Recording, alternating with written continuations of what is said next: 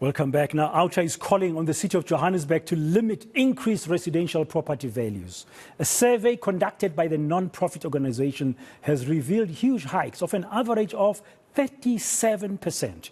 The property rates increase that kicked in last month, as well as the valuation increases, causing a public outcry. And Outa is now appealing to the public to sign a petition that supports its call. Let's get more details now from Wayne Duvenage. He is, of course, the CEO of the organization Undoing Tax Abuse. Wayne, good morning. Welcome to the South African Morning here on eNCA. So, average of 37%. If you think about where our CPI is at the moment, around about 5.9% or so, this is very big, and it's going to hit the residents of Johannesburg very, very harshly in the pockets.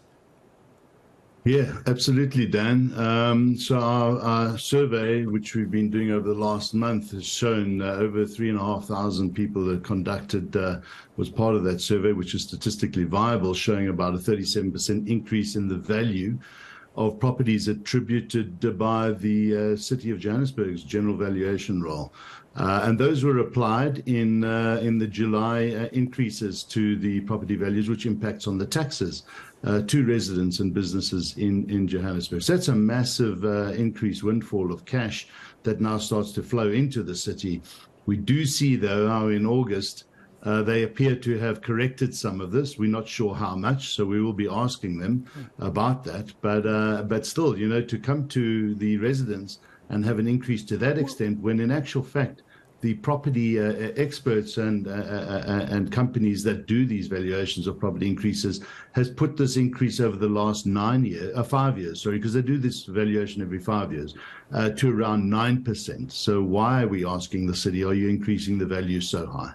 Yeah, and I saw a story just the other day, and which we presented to our viewers yesterday, that the property market in Gauteng, among other provinces, has actually decreased. So it's not really aligned. Even 9% is higher than CPI. But would you, as Outa, be more comfortable if Johannesburg had an increase of around that number, 9%?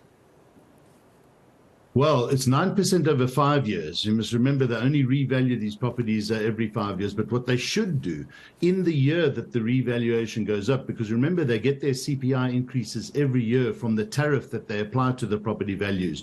So in the year that the property values do get readjusted every 5 years, that is when they should use that lever of the tariff hike and reduce that, so that in the year of the new values being applied, there isn't an increase greater than CPI. And they haven't done that. They've gone and increased that tariff by another 2%. And on top of that, they reduced the rebate value. That's the first part where you don't pay taxes, from 350,000 to 300,000. So that now impacts more on the lower earning or the smaller household. They really have got this property tariffs incorrect this year, and we are urging them to correct this very quickly, because owning property is becoming very expensive, not just on the value of the bonds and the interest there, but the amount of money that is collected by the city, and we maintain also wasted by the city. This is absolutely unacceptable. Objections, the processes, you've also made mention of that. Does the City of Johannesburg actually take into account any objection? Well, initially they didn't. It looks like they might have in this month. So August's invoices have just gone out. And by early indications, we can see a few of them. We're not sure how many, so we'll be asking them how many they have applied. But they certainly didn't in the first month of the increase, which was last month in July. They hadn't done any work on the objections. We know that about 40,000 households or property owners had objected, and very little was done in the first month. Seems like they're trying to catch up, but we need to know the extent thereof. Even if the increases aren't as high as 37%, but if they're 20%, which that would still be well above the market-related increases over the last 5 years. So we really need the city to be transparent about how it arrives at its findings. What is the overall extent? Our initial indication was that it is the smaller households in places like Crosby and Cosmo City that were hit the hardest with these increases over the last 5 years. So we need the city to apply its mind here and be absolutely transparent to the residents of Johannesburg as to what they're doing and how they're getting there. Okay, and very briefly, if you may answer this one. So you're asking residents to support your petition? Yeah.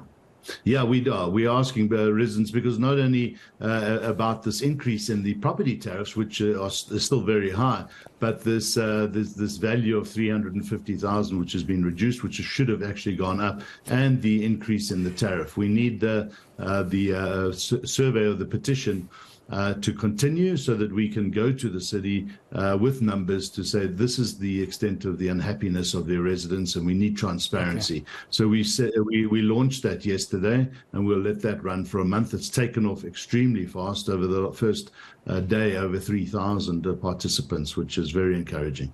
Okay, Wayne, I've got two more questions, and if we may deal with them very briefly. I mean, you as Outa have voiced your concerns around corruption issues. I mean, one of the biggest ones in our neck of woods is the Tembisa Hospital one. Just yesterday, the Premier of the province, Panyaza Lesufi, admitting that the wheels of justice are turning very slowly in this matter because there are officials who are implicated in that fraud and corruption at Tembisa Hospital who are currently on precautionary suspension. Yeah, it's very, very sad that it has taken so long. You know, straight after Babita's assassination, what the department should have done is investigated themselves. They didn't have to wait for the SIU to do this work. As an organization, they are free to uncover exactly what happened, appoint their own investigators. They should have suspended people a lot sooner than what they did, and then probably had them fired within a few weeks. That I'm talking here about the CEO. Punzi and Madio, the CFO, the CEO of the Tembisa Hospital. They've taken a long time. They've really dragged their feet. These two people and everybody else up until now are still suspended on full pay. And it took a year to suspend the CEO and the CFO after damning evidence uncovered by the media. It's so sad that the media have to be, shine the light on what's been happening, and the department takes so long to react. It just is an indication that the ruling party does condone corruption, doesn't really tackle corruption or take it seriously. And here we have now another 6 people suspended. But this has taken ages. I mean, it's just absolutely ludicrous that it's taken so long. Yeah, finally for you, Wayne, I just want your thoughts this hour. We're expecting the Correctional Service Department at about 7:30 this morning, we understand, to make its announcement about the fate of the former President Jacob Zuma. As we all know, he only served 2 months of his 15-month sentence for contempt of court, and he was given medical parole. But we're going to find out now what's going to be happening, because the department did try to appeal an earlier ruling, but the Constitutional Court denied them. So it's now up to them to tell us what will be the fate of Jacob Zuma. Your thoughts? Yeah, look, I mean, nobody's above the law, and there's no reason why Jacob Zuma should be exempted from going back to prison. The courts have ruled.